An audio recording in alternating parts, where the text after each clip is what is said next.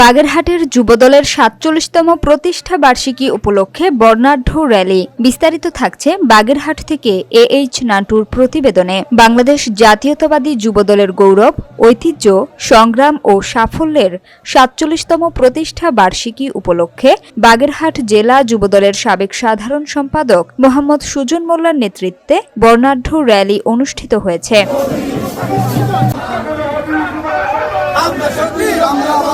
সোমবার দুপুরে বাগেরহাট শহরের স্বাধীনতা উদ্যান থেকে বাগেরহাট জেলা যুবদলের ১২টি ইউনিটের নেতাকর্মীরা একটি বর্ণাঢ্য র্যালি বের করে শহরের প্রধান প্রধান সড়ক প্রদক্ষিণ করে প্রেস ক্লাবের সামনে এসে শেষ হয়।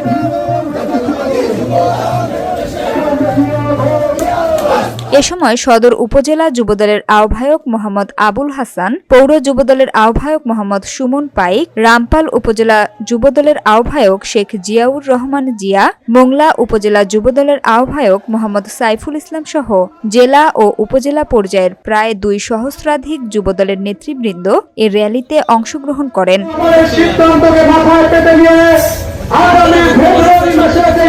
র্যালি শেষে বাগেরহাট জেলা যুবদলের সাবেক সাধারণ সম্পাদক মোহাম্মদ সুজন মোল্লা বলেন,